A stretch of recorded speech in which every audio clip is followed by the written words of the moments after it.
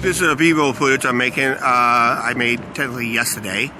I'm making a what-if video. This is a what-if video concerning this casino being land-based, and we'll talk about the rumors about the gaming law that was passed in the early 1990s, the rumors, and the reality is. And right now, you're looking at the reality of right here.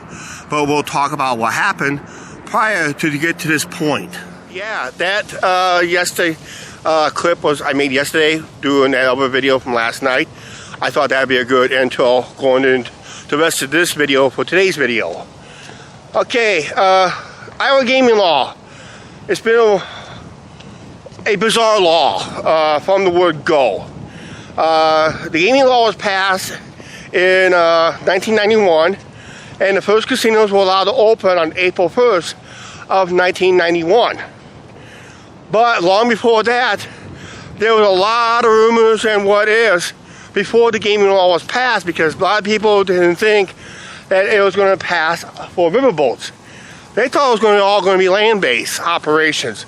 So it's sort of wild rumors.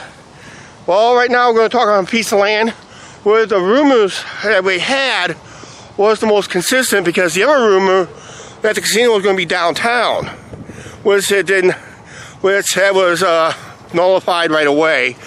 But this rumor right here got nullified almost right away too, when Iowa passed the gaming law where all casinos had to be on riverboats. Right here used to be Allied Steel property.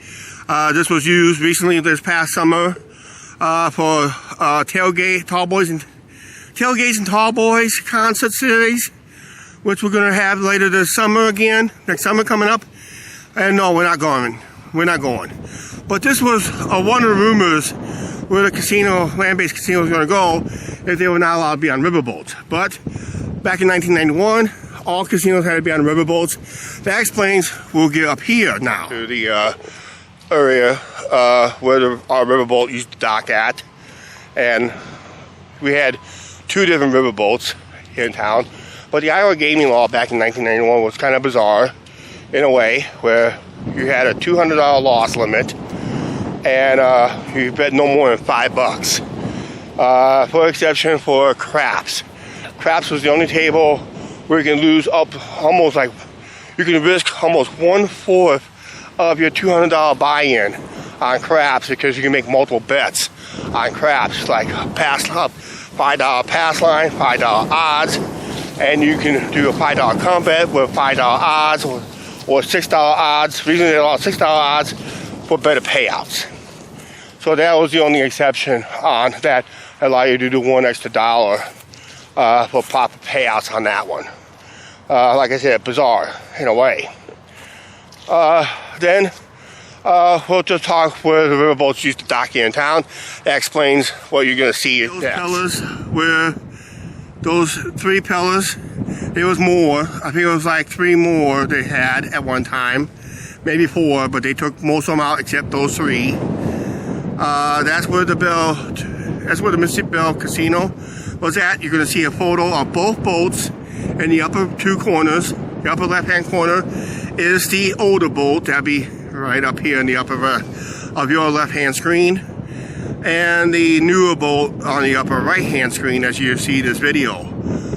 Both boats operated here from June. Well, one operated from June.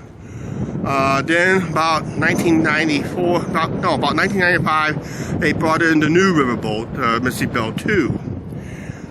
Because the dining room was moved from downstairs to upstairs on the new boat, they had to build a special bridge. That's where this bench is sitting at. This cement area right here, high chuck, used to be a bridge that went up, a special bridge went up to the upper decks of the new Mississippi Belle 2. That's where the dining room was at. That's where they brought the buffet food in. The buffet food was cooked at an off location. But the gaming law has changed over the years, as the boats changed over the years. Let's talk about that real quick. The showboat did play a role with the original Belle 2. This is where you used to buy your boarding passes and you get your $200 loss scripts, the $5, $20 tickets. And that sign right there, that's the newer sign. The old sign would say Showboat Landing. It will say Lillian Russell Theater, which is that one, and the Mississippi Belle 2 Riverboat Floating Casino will be down here, technically. Many out of towners still think to this day that this is the Riverboat Casino, which it never has been. 1992, there was a new law passed in Illinois. They decided they passed a riverboat gaming law themselves, and the difference between Iowa and Illinois back in 92, Iowa had a $200 loss limit, $5 max bet, while Illinois was high stakes. Yes, high stakes. Lose as much as you want. You can lose your home if you wanted to. Many people lost their businesses through those casinos and that. So it was high stakes. So we was losing customers from Iowa. They're going to Illinois because they can make that big bet, make that hit and run on the table games, and they'll go back sometime later and do it again. And at least we're basically we was losing all the gamblers to Illinois and that. So that was our competition. So they had to change the Iowa law, and about 1994, with little reluctance, with heavy opposition to the law, Iowa passed their gaming law to go high stakes. And that's good because now we can compete with Illinois, but we had one ace in the hole.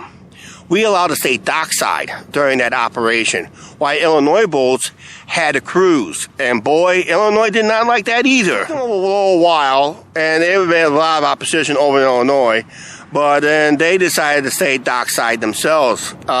Here's one major drawback on the riverboat casinos. All the riverboats are required every 5 years by the Coast Guard to require a hull inspection.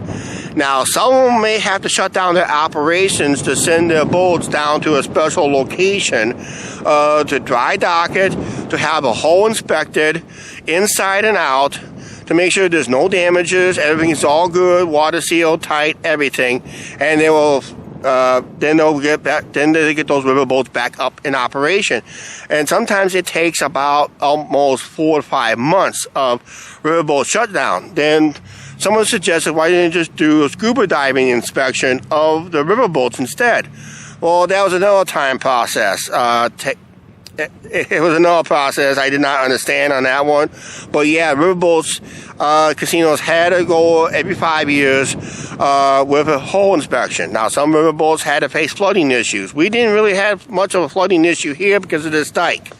This dike we have here in town. But what made the Iowa law change to go to the current operation you saw earlier in this video to land-based, we had to thank Prairie Metals and a dog track up in Dubuque. We had to thank Prairie Metals and a dog track up in Dubuque to force the riverboats to go land-based operations. Took them off the riverboats to land-based.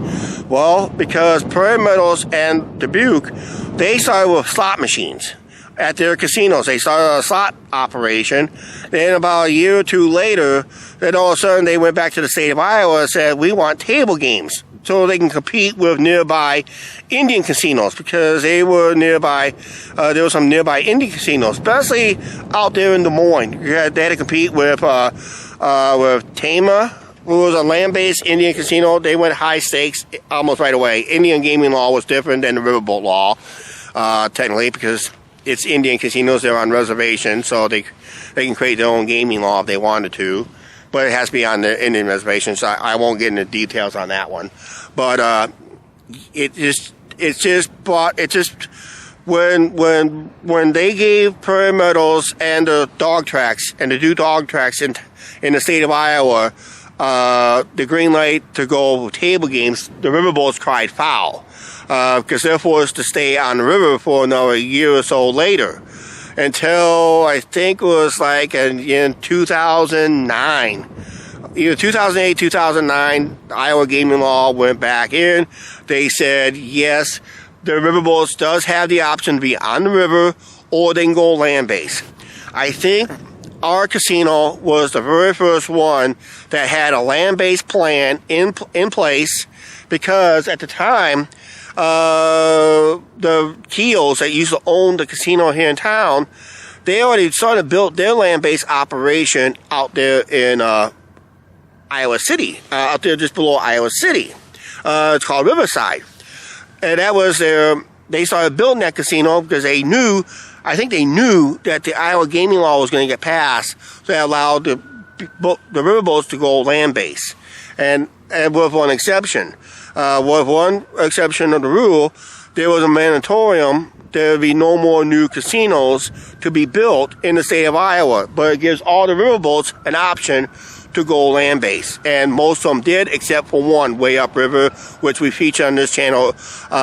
Earlier this year, our big adventure video when we went up to McGregor and Marquette, Iowa, and into Wisconsin, those famous roundabouts we went across, yeah, that too. Like I said, the biggest what if was, what if Iowa allowed land-based casino from the get-go, from day one, from the get-go, where would have been our casinos would have been? Well, the rumor back then, like I told you earlier in this video, the rumor was downtown. They were afraid they would turn downtown Clinton to downtown Vegas. That would be an option. That would be cool if they did have own Fremont in town. Wow, that'd be great. But it's not going to happen. Because every gaming license allows one casino per gaming license, and that's basically it, and usually a charity. Reason Quad Cities has two casinos in the same county because it's run by two different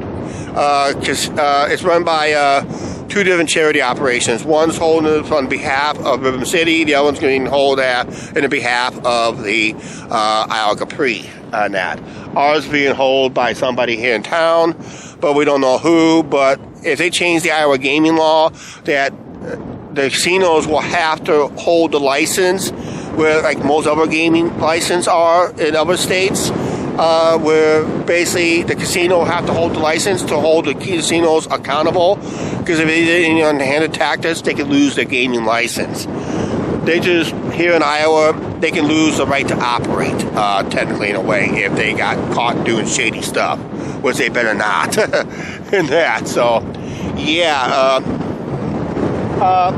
the biggest what if is, what if the Iowa went land-based would go, could we see a mega resort down here? Could we see turn downtown Clinton to a mini Vegas?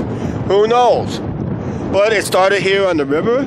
Back here in town, it started in June 1991. Law was operational in April 1st of 1991, but we had to wait till June 1st because our boats wasn't ready for that yet.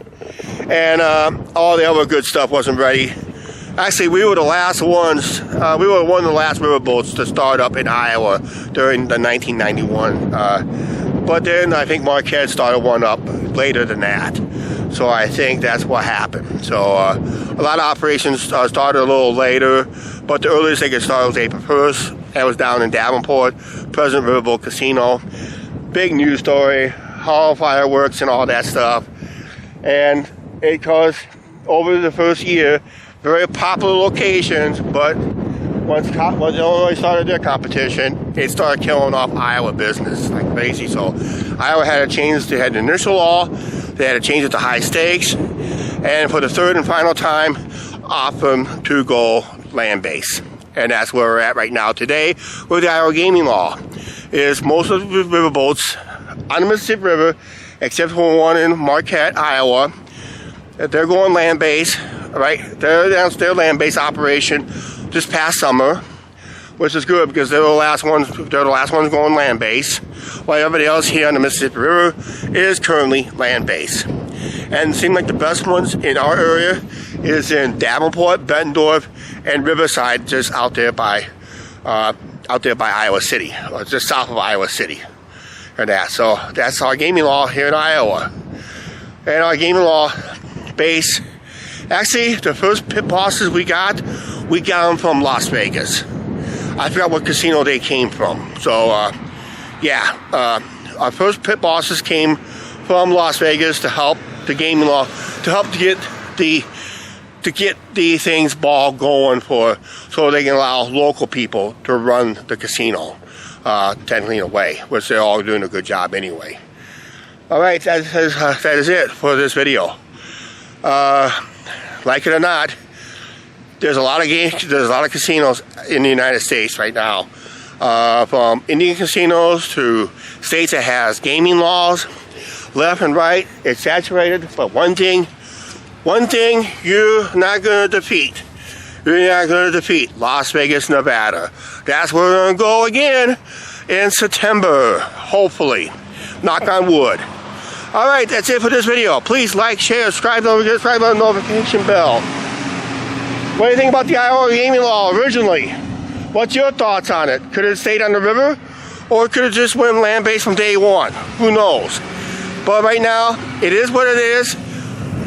Most of the casinos are now land-based in the state of Iowa, including Indian casinos and all that stuff. But you had to thank some of the people that bend to the law, and that's what made riverboats cried foul and that. So, yep, we're out of here. Please like, share, subscribe, don't forget to subscribe on the notification bell. We'll see you guys tomorrow.